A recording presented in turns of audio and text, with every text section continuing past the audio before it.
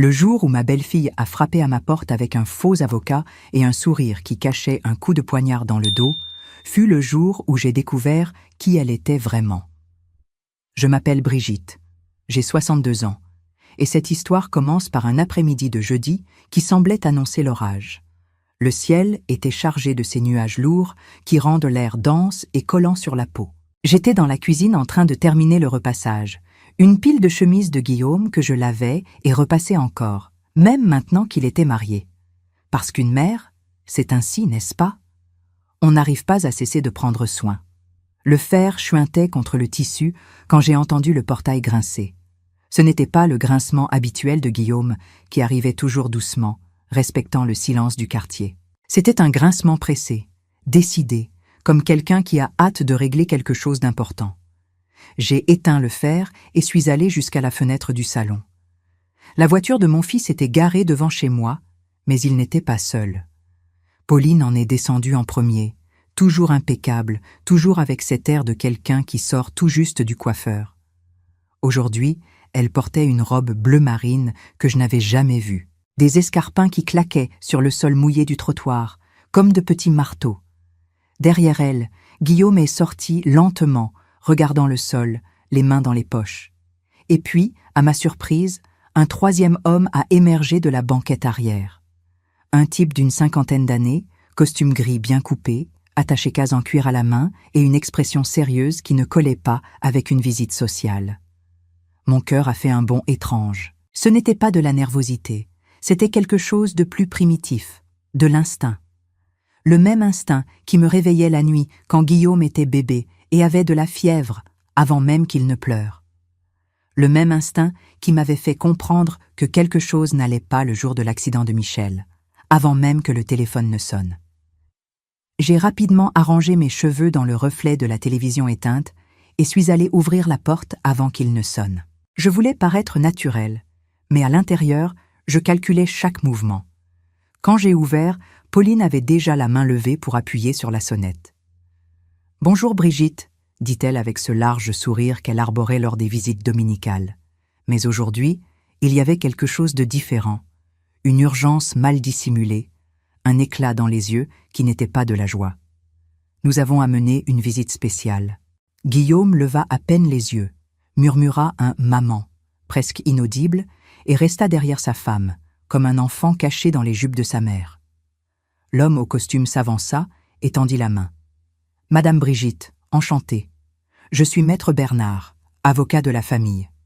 Je suis venu pour régler quelques questions importantes concernant la documentation de la maison. » La façon dont il prononça « de la famille » m'agaça, comme si je n'en faisais pas partie, comme si j'étais juste un détail à régler. J'ai serré sa main fermement. J'ai appris tôt qu'une poignée de main en dit long sur une personne, et j'ai senti que les siennes étaient molles, moites. Cela ne m'a pas plu. « Entrez, je vous prie », dis-je en ouvrant plus largement la porte. Quelle bonne surprise d'avoir de la visite par un après-midi pareil. Ils sont entrés en file indienne.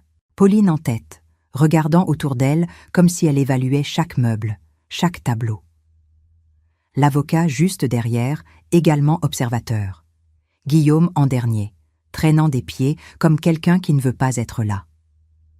La maison où je vis a été construite par mon défunt mari, Michel, il y a plus de 20 ans. C'est une maison simple, mais solide. 3 chambres, 2 salles de bain, un salon spacieux qui sert de séjour et de salle à manger, une cuisine avec coin repas et une buanderie au fond. Rien de luxueux, mais chaque brique a été posée avec amour et sueur. Michel travaillait le jour dans le bâtiment et le soir, il élevait notre maison, brique par brique. « C'est ici que nous vieillirons ensemble, Brigitte, » disait-il, les mains pleines de mortier. « C'est ici que nous verrons notre petit grandir. » Le destin en a décidé autrement, mais la maison est restée, et moi dedans. J'ai conduit tout le monde au salon. Pauline s'est installée sur le canapé comme si elle était chez elle, croisant les jambes et lissant sa robe. Maître Bernard a posé son attaché-case par terre à côté du fauteuil et l'a ouvert d'un geste précis.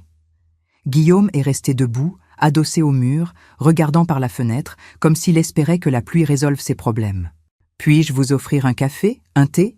demandai-je en gardant le ton hospitalier de toujours. Ne vous dérangez pas, Brigitte, dit Pauline avec une hâte mal dissimulée. Il vaut mieux aller droit au but. Nous avons des documents importants à signer aujourd'hui. Le mot « signer » resta suspendu dans l'air comme un oiseau de mauvais augure. J'ai senti un frisson parcourir ma colonne vertébrale, mais j'ai gardé le sourire. « Des documents » demandai-je, toujours debout. « Quel genre de documents » Maître Bernard s'éclaircit la gorge et sortit un dossier de son attaché-case. « Madame Brigitte, nous avons discuté avec votre fils Guillaume et votre belle-fille Pauline de la situation de la maison. Ils s'inquiètent pour votre sécurité. Vous vivez seul dans une si grande maison.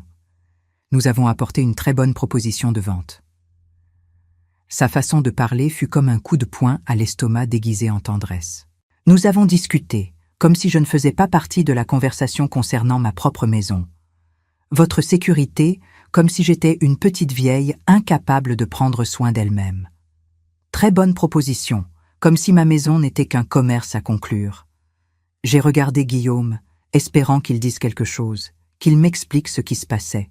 Mais il continuait de regarder par la fenêtre, les oreilles rouges comme quand il était petit et qu'il avait fait une bêtise. « Une proposition de vente », répétai-je lentement, savourant chaque mot. « De ma maison. » Et l'après-midi qui promettait déjà la tempête ne faisait que commencer. Cette nuit-là, après que tous soient partis, je me suis assise dans ma cuisine avec une tisane et j'ai laissé ma mémoire voyager vers des jours plus heureux. Parfois, quand le présent devient trop lourd, le passé nous offre la force dont nous avons besoin. J'ai connu Michel quand j'étais jeune, à peine sorti de chez mes parents à Orléans. Il était maçon, avait les mains calleuses et un sourire qui illuminait n'importe quelle pièce. Il n'était pas beau dans le sens classique du terme, mais il avait quelque chose qui me faisait me sentir en sécurité rien qu'en le regardant. Il travaillait dur, se levait à 5 heures du matin et rentrait avec un bleu de travail sale de ciment, mais toujours avec une histoire drôle du chantier à me raconter. « Un jour, nous aurons notre propre maison, Brigitte, » disait-il en dessinant des plans imaginaires dans l'air avec ses doigts tachés. « Une maison qui sera vraiment à nous, où personne ne pourra nous demander de partir. » Il savait ce que c'était de vivre par charité. Élevé par sa grand-mère après que ses parents sont morts dans un accident de voiture, Michel avait passé son enfance à déménager de maison en maison, toujours dépendant de la bonne volonté de parents éloignés. « Je ne veux plus jamais que tu passes par ça, » me disait-il en tenant ma main. « Je ne veux jamais que nos enfants sentent qu'ils n'ont pas leur place dans le monde. » Nous nous sommes mariés lors d'une cérémonie simple dans l'église du quartier. Je portais la robe de ma sœur aînée. Lui, un costume emprunté aux témoins. Nous n'avions pas grand-chose, mais nous avions l'espoir et des rêves. Beaucoup de rêves. Guillaume est né 2 ans après notre mariage, un bébé potelé et souriant qui pleurait peu et dormait bien. Michel a passé une semaine entière à porter une photo froissée dans la poche de sa chemise, la montrant à tout le monde sur le chantier. « Regardez-moi ça, mon fils », disait-il avec fierté. « Il sera ingénieur, ce petit. Il construira de meilleures maisons que son père. » Quand Guillaume avait encore ses premières années, Michel est rentré à la maison avec une nouvelle qui changerait nos vies pour toujours. Il avait trouvé un terrain. Ce n'était pas grand, ce n'était pas dans le meilleur quartier, mais c'était à nous, ou plutôt, ce le serait après de nombreuses années à payer des mensualités qui rentreraient dans notre budget serré. « C'est ici, Brigitte », m'a-t-il dit en m'emmenant voir le terrain un dimanche après-midi. C'était un bout de terre battu avec de l'herbe qui poussait dans les coins et un seul arbre au fond. Pour moi, cela ressemblait à n'importe quel terrain vague. Pour lui, c'était le paradis. C'est ici que nous construirons notre château. Et c'est exactement ce que nous avons fait. Brique par brique, week-end après week-end, jour férié après jour férié. Michel travaillait dans le bâtiment pendant la semaine et construisait notre maison pendant son temps libre. J'aidais comme je pouvais, portant du matériel, préparant le mortier, peignant les murs. Guillaume jouait à côté de nous, toujours avec un petit casque jaune que son père lui avait offert. Nous avons mis des années à terminer. Des années d'économie extrême, de rêver chaque pièce, de calculer chaque brique. Je me souviens du jour où nous avons installé la première porte. Guillaume était encore petit et a insisté pour être le premier à entrer. « Maintenant, c'est vraiment notre maison, n'est-ce pas, maman ?» avait-il demandé en courant dans les pièces vides. « Maintenant, personne ne peut nous demander de partir. » Exactement ce que son père disait toujours. Quand nous avons finalement déménagé dans la nouvelle maison, Guillaume était encore enfant et semblait un prince explorant son château. Chaque chambre était une aventure, chaque coin une cachette possible. La maison n'était pas encore complètement terminée. Il manquait du carrelage dans la salle de bain, le sol de la cuisine était en béton ciré, les murs demandèrent de la peinture, mais elle était à nous. Nous finirons petit à petit, disait Michel en nous serrant dans ses bras, Guillaume et moi, au milieu du salon vide. L'important, c'est que nous sommes chez nous. Les années qui ont suivi ont été les meilleures de ma vie. Michel a trouvé un meilleur emploi dans une grande entreprise de construction.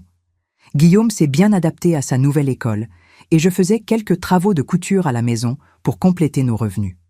Peu à peu, nous avons amélioré la maison.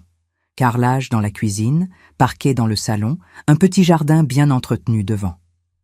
Guillaume grandissait trop vite. De petit garçon silencieux qui jouait avec des blocs de construction, il était devenu un préadolescent plein d'énergie et de questions. « Papa, comment tu savais où mettre chaque brique ? Maman, pourquoi notre maison est différente des autres ? Quand je serai grand, je construirai une maison encore plus grande. » Michel avait une patience infinie avec la curiosité de son fils. Il passait des heures à lui expliquer les fondations, la structure, les finitions. « Une maison n'est pas que des murs et un toit, Guillaume, » disait-il. « C'est là où nous gardons nos souvenirs, où nous créons notre histoire. C'est pour ça qu'elle doit être faite avec amour. » L'accident est arrivé par un matin d'août. Un échafaudage mal monté, une rafale de vent plus forte, un faux mouvement. Michel est tombé du 10e étage. Il n'est même pas arrivé vivant à l'hôpital. Guillaume était à l'école quand j'ai reçu l'appel. Je me souviens de chaque détail de cette journée.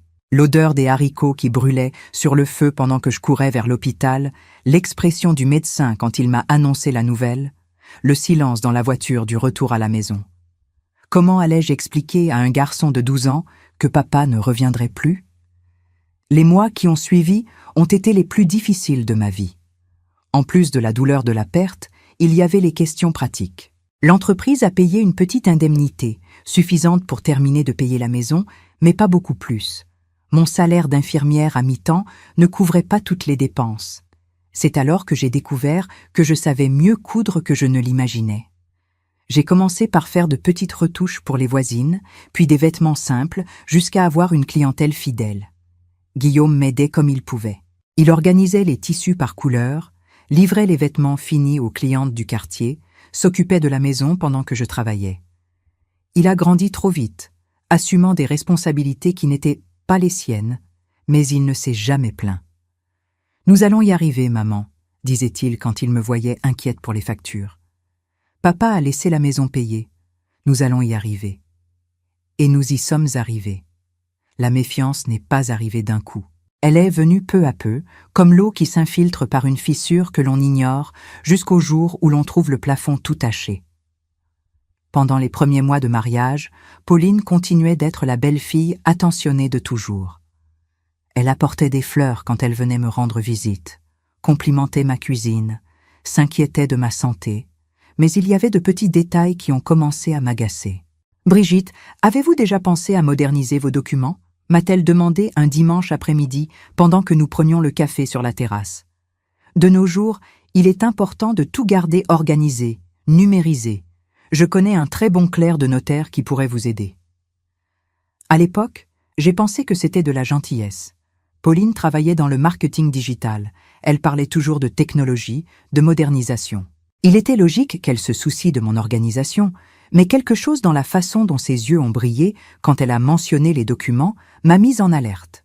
« Merci, ma chère, mais mes papiers sont tous en ordre, » ai-je répondu en servant plus de café. J'ai un notaire de confiance depuis des années. J'ai vu une ombre passer sur son visage, rapide, presque imperceptible, mais elle était là. « Ah, c'est bien, mais si vous aviez besoin de quoi que ce soit, vous pouvez m'appeler. Je sais comme ces bureaucraties peuvent être compliquées pour les personnes de votre génération. » Les personnes de ma génération. Comme si j'étais une relique incapable de m'occuper de ses propres affaires. Les visites sont devenues plus fréquentes et plus dirigées. Pauline trouvait toujours une excuse pour passer à la maison. Elle apportait une nouvelle recette à essayer, demandait à utiliser la salle de bain, voulait me montrer quelque chose sur son portable, mais je remarquais comme ses yeux parcouraient chaque pièce, comme elle posait des questions apparemment innocentes sur les rénovations, l'entretien, les dépenses de la maison. Ce salon serait magnifique avec un mur abattu, vous ne trouvez pas ? A-t-elle commenté un jour, pointant la cloison entre le salon et la salle à manger. Cela donnerait une sensation d'espace incroyable. Et avec la valeur que les maisons ont aujourd'hui dans le quartier, une rénovation comme ça valoriserait énormément le bien. Le bien ? Elle appelait ma maison le bien, comme si ce n'était qu'un objet de plus à négocier.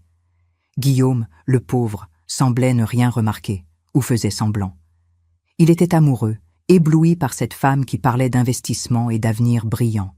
Quand j'essayais d'aborder le sujet subtilement, il changeait de conversation ou défendait sa femme. « Pauline veut juste nous aider, maman. Elle s'y connaît en finance, en planification. Nous devons penser à l'avenir. » L'avenir, toujours l'avenir. Comme si le présent, notre vie simple mais digne, ne valait rien. C'est un matin de mardi que j'ai reçu l'appel qui a tout changé. J'étais en train d'arroser les plantes de la terrasse quand le téléphone a sonné. C'était Monsieur Antoine, du notaire où j'ai enregistré la maison il y a tant d'années. « Madame Brigitte, excusez-moi de vous déranger, mais j'ai reçu une visite étrange ici aujourd'hui. Une jeune femme s'est présentée comme votre mandataire, voulant des informations sur l'acte de propriété de votre maison. » Mon sang s'est glacé. Le tuyau d'arrosage a glissé de ma main et a continué à mouiller le sol pendant que je traitais l'information. « Comment ça, mandataire ? » Eh bien, j'ai trouvé ça bizarre. Elle avait quelques documents. Elle disait que vous étiez malade et qu'elle devait s'occuper de la paperasse. Mais comme je vous connais depuis des années, j'ai décidé d'appeler avant de donner quelque information que ce soit. Malade. Pauline avait dit que j'étais malade. Monsieur Antoine, je n'ai envoyé aucun mandataire et je ne suis pas malade du tout. Je m'en doutais. C'est pour ça que j'ai appelé. La jeune femme a beaucoup insisté. Elle a dit que c'était urgent. Elle a même montré une carte d'identité à votre nom, mais elle ne m'a pas convaincue.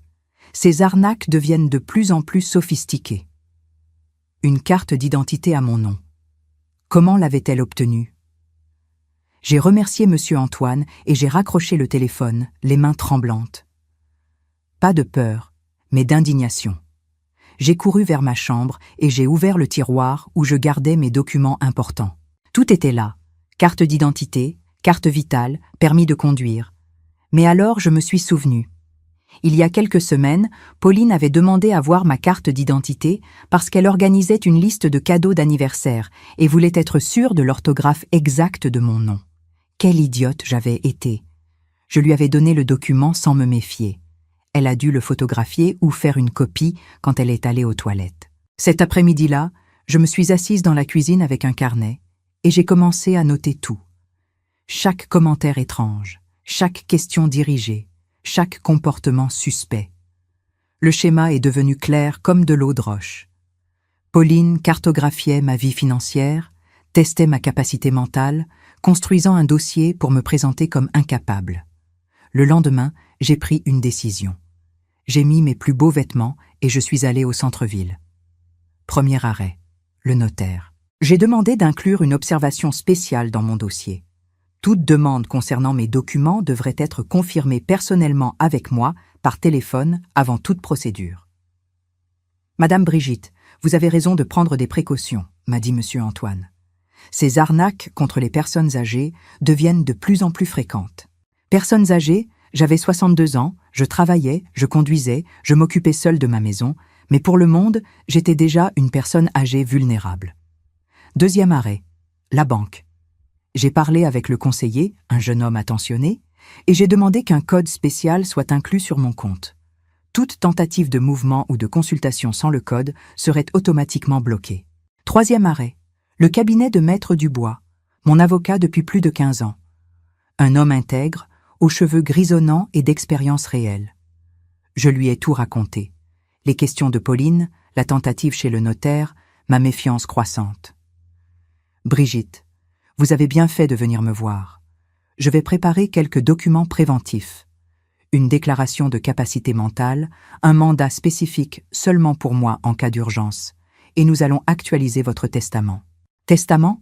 Il vaut mieux prévenir. Si quelqu'un essaie de remettre en question votre capacité, nous devons laisser votre volonté bien claire et documentée. Je suis rentré chez moi avec un dossier plein de papiers signés et timbrés. Des documents qui prouvaient ma sanité mentale, ma capacité de décision, ma volonté expresse concernant mes biens. C'était mon armure contre toute tentative d'arnaque. Maintenant, j'étais prête. « Alors, Pauline, dis-je en tapotant mes ongles sur la table avec impatience. Nous pouvons régler cela aujourd'hui même. Maître Bernard a apporté tous les papiers nécessaires. » Je regardais l'homme au costume gris qui s'installait dans le fauteuil comme s'il était le maître des lieux. Il ouvrit son attaché-case et sortit un dossier volumineux, étalant les documents sur ma table basse comme quelqu'un qui distribue des cartes. « Madame Brigitte », dit-il avec une voix embzée. « Ceci est une proposition très avantageuse. L'appartement que nous avons trouvé pour vous est moderne, avec toute la sécurité nécessaire pour une personne de votre âge. » Une personne de mon âge, encore. « Et quelle serait exactement votre formation, maître Bernard ?»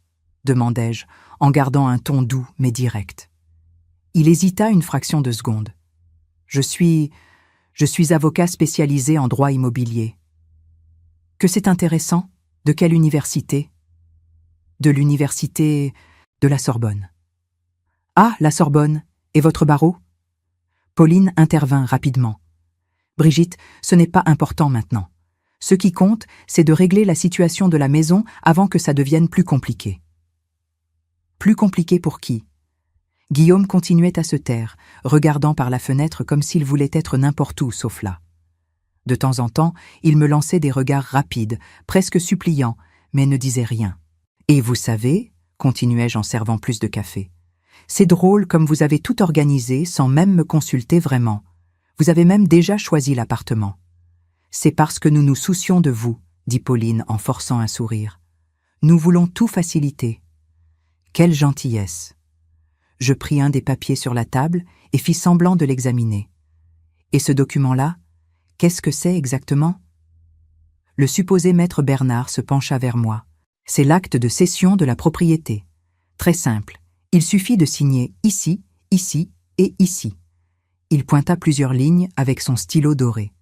Cession à qui? À l'entreprise responsable de la vente.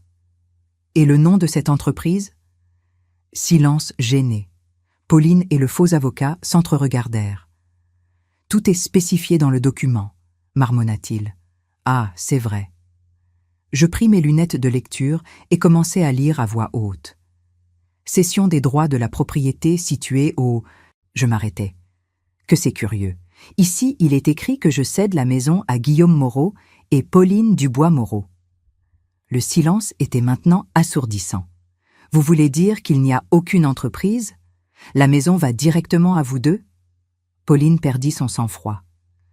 Brigitte, c'est juste une formalité. Comme nous sommes en famille, c'est plus facile de faire le transfert ainsi. Après, nous vendons et nous achetons l'appartement pour vous. Après, vous vendez, répétai-je lentement. Ma maison. Guillaume parla finalement, la voix enrouée. Maman, c'est la meilleure façon de... Guillaume. Ma voix sortit plus ferme que je ne l'espérais. Tu es silencieux depuis 1 heure. Maintenant tu veux parler? Il baissa la tête de nouveau. Je me levai et allai jusqu'au buffet, où je garde quelques affaires importantes. Je pris un dossier qui était là depuis des semaines, attendant ce moment. Puisque vous avez apporté des documents, dis-je en retournant à mon fauteuil, j'en ai aussi quelques-uns ici. J'ouvris le dossier et sortis le premier papier. Ceci est un certificat de capacité mentale fait par le docteur Lemoine, psychiatre, attestant que je suis en pleine possession de mes moyens pour prendre des décisions concernant ma vie et mes biens. Je vis le visage de Pauline pâlir. Celui-ci est un rapport de mon médecin, confirmant que je n'ai aucun problème de santé qui compromette mon jugement. Je posai le second document sur la table.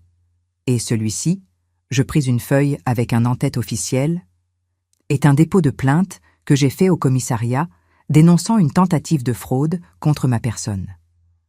Le silence était maintenant de la panique. Le faux maître Bernard commença à ranger ses papiers à la hâte. Ah, mais le meilleur arrive maintenant. Je pris mon téléphone portable et appuyai sur lecture d'un enregistrement. La voix de Pauline résonna dans le salon. « Monsieur Antoine, je suis la mandataire de Madame Brigitte. Elle a quelques problèmes de santé et je dois m'occuper de la documentation de sa maison. » Guillaume ouvrit grand les yeux. C'était la première fois qu'il entendait cela. « Ceci a été enregistré par Monsieur Antoine du notaire quand tu as essayé de te faire passer pour ma mandataire, » expliquai-je en regardant directement Pauline. Elle était rouge de colère et de honte. « Je peux expliquer ? » ?»« Tu peux, » l'interrompis-je. « Alors explique aussi ceci. » Je montrai une photo sur mon téléphone. « Ceci est la copie de ma carte d'identité que tu as prise quand tu as demandé à vérifier l'orthographe de mon nom. Monsieur Antoine me l'a montré quand tu as essayé de l'utiliser comme fausse identification. » Le faux avocat se leva brusquement. « Je dois partir, j'ai un autre rendez-vous. »« Tu peux partir, » dis-je en souriant. « Mais avant, maître Bernard, si c'est bien ton nom, peux-tu me montrer ta carte du barreau ?» Il s'arrêta à la porte, figé. « Tu n'en as pas, n'est-ce pas? Parce que tu n'es pas avocat. D'ailleurs, l'exercice illégal de la profession, c'est un délit. Tu veux que j'appelle la police maintenant, ou tu préfères partir et ne plus revenir ?» Il sortit sans dire un mot, laissant même son attaché-case derrière lui. Guillaume était sous le choc, regardant alternativement sa mère et sa femme, comme s'il assistait à un film de suspense. « Pauline, » dit-il d'une voix tremblante. « Qu'est-ce que c'est que tout ça ?» Elle explosa. « Ta mère est une vieille paranoïaque. Je voulais juste aider. Je voulais juste qu'elle ait une vie meilleure. »« Aider ?»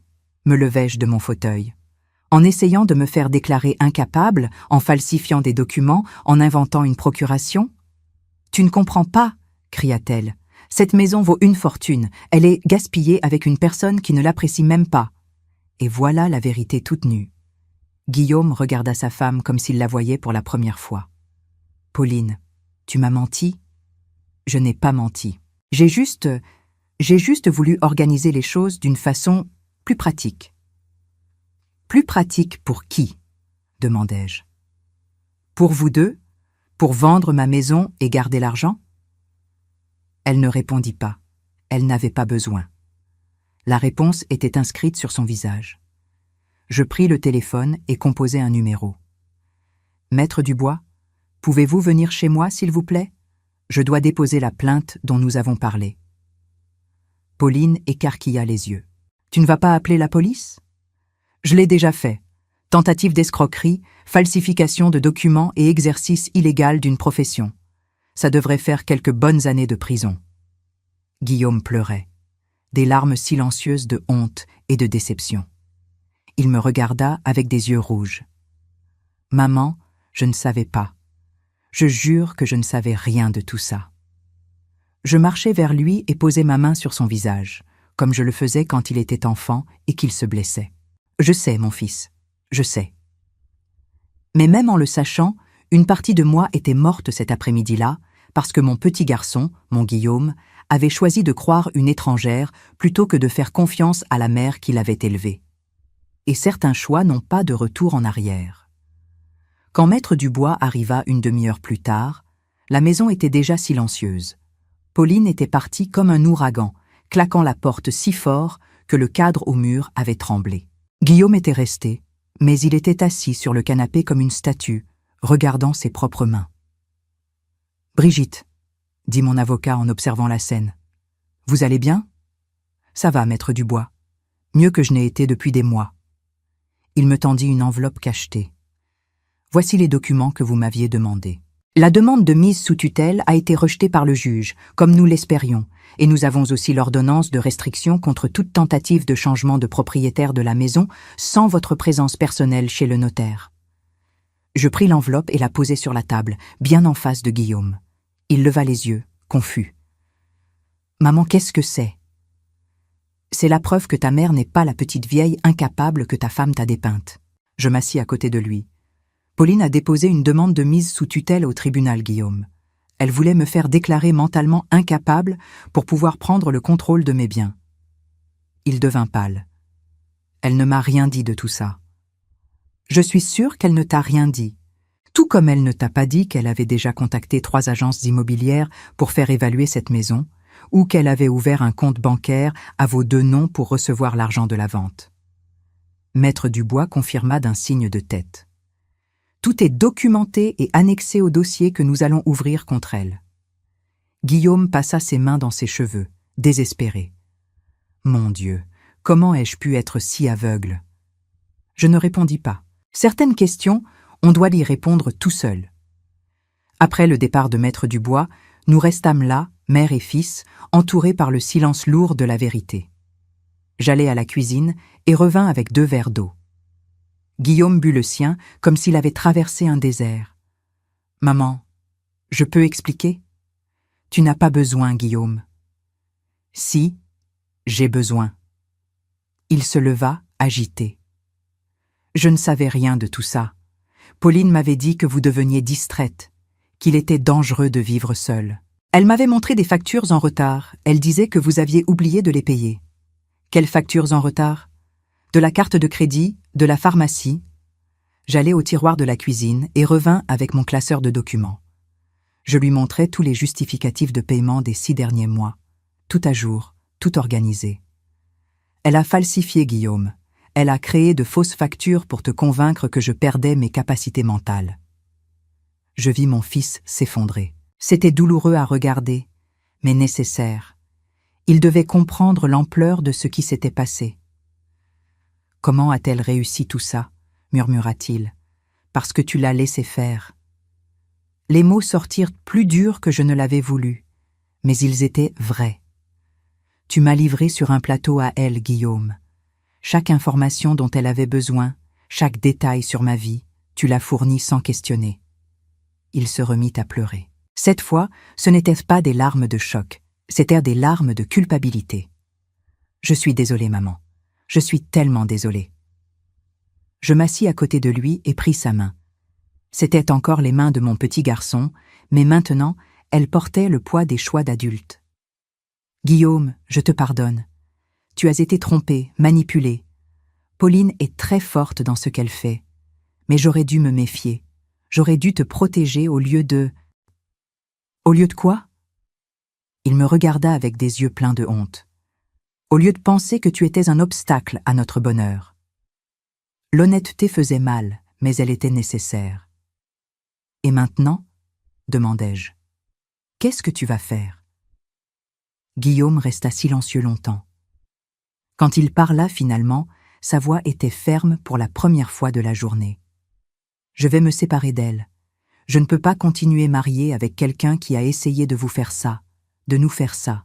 Je sentis un soulagement que je n'attendais pas, mais avec le soulagement vint autre chose, la certitude que les choses ne seraient plus jamais les mêmes entre nous.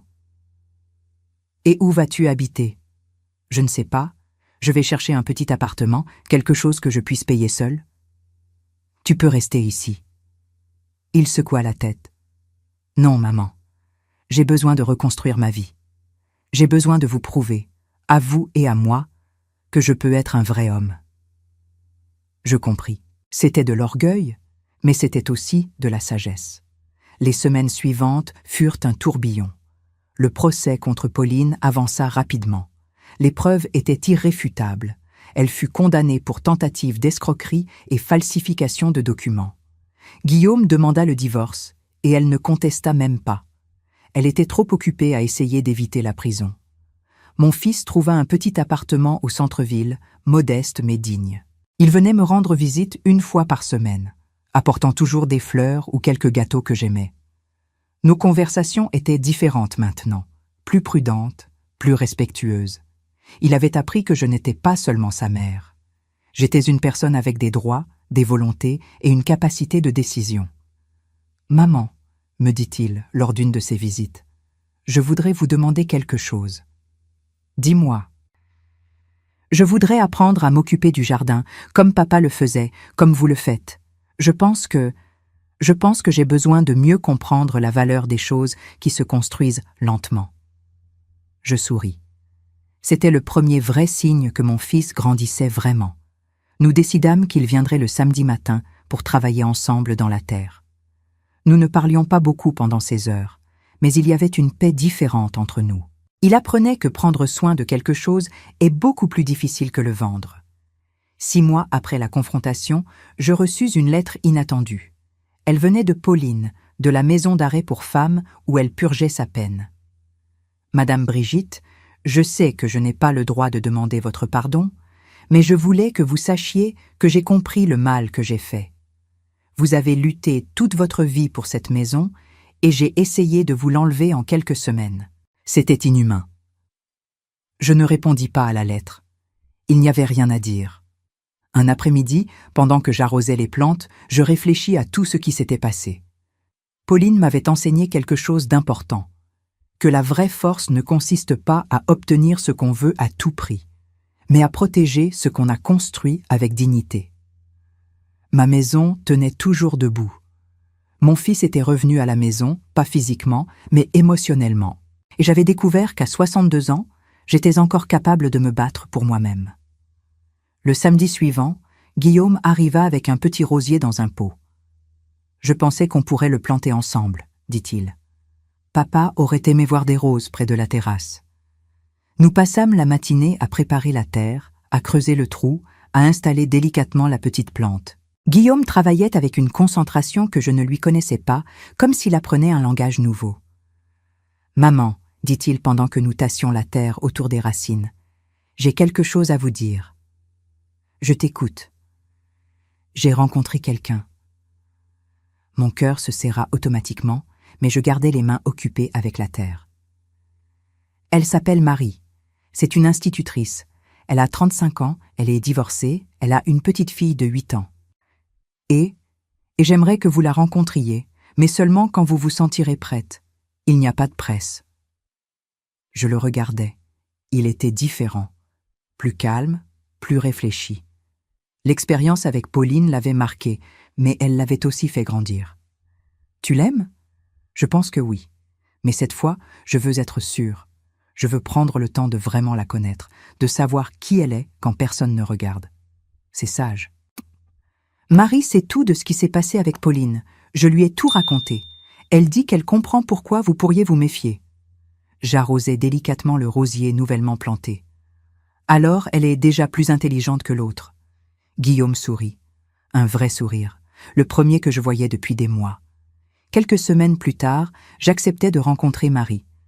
Elle vint avec sa fille, Emma, une petite blonde aux yeux curieux qui me rappelait Guillaume au même âge. Marie était simple, directe, sans artifice. Elle regardait ma maison avec respect, pas avec calcul. « Madame Brigitte, » me dit-elle pendant qu'Emma jouait dans le jardin avec les chats du quartier, « Guillaume m'a raconté ce que vous avez traversé. Je veux que vous sachiez que je n'ai aucun intérêt dans vos biens. J'ai ma maison, mon travail, ma vie. Ce qui m'intéresse chez Guillaume, c'est l'homme qu'il est, pas ce qu'il possède ou ce qu'il pourrait hériter. Et s'il n'héritait de rien, alors il n'hériterait de rien, répondit-elle simplement. Nous nous débrouillerions comme tout le monde. Cette réponse me plut. Au fil des mois, Marie devint une présence discrète mais constante dans nos vies. Elle ne forçait rien, ne précipitait rien. Elle laissait les choses se développer naturellement. Emma m'adoptait peu à peu, m'appelant « grand-mère Brigitte », avec cette facilité qu'ont les enfants à créer des liens. Un dimanche, pendant que nous déjeunions tous ensemble sur la terrasse, Emma regarda autour d'elle et dit « Grand-mère Brigitte, votre maison raconte des histoires. Comment ça, ma chérie ? » Maman dit que les maisons où les gens sont heureux racontent de belles histoires. Et votre maison sourit. Je regardais Marie qui rougit légèrement. C'est juste une façon de parler, expliqua-t-elle. Mais Emma avait raison. Ma maison racontait des histoires. L'histoire de Michel et moi, construisant nos rêves, brique par brique.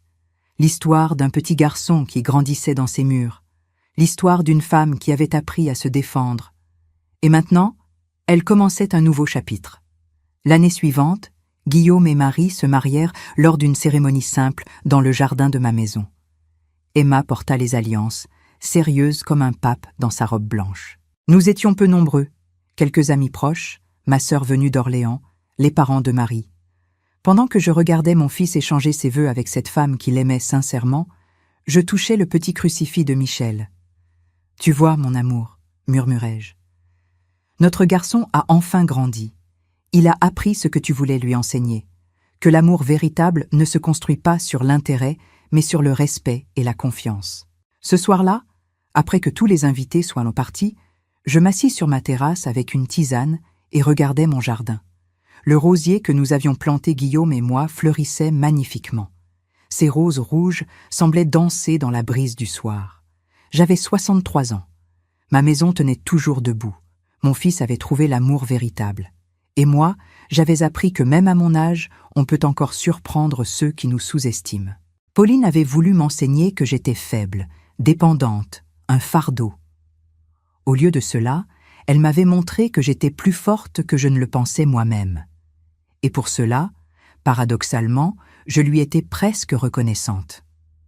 Parce qu'au final, peu importe les tempêtes qui passent dans nos vies. Ce qui compte, c'est si nous sommes encore capables de tenir debout quand elles sont finies. Et moi, j'ai toujours été douée pour tenir debout. Si cette histoire a touché votre cœur, laissez votre like, abonnez-vous à la chaîne, commentez ci-dessous de quelle ville vous êtes et répondez-moi. À ma place, qu'auriez-vous fait? Votre message peut égayer la journée de quelqu'un.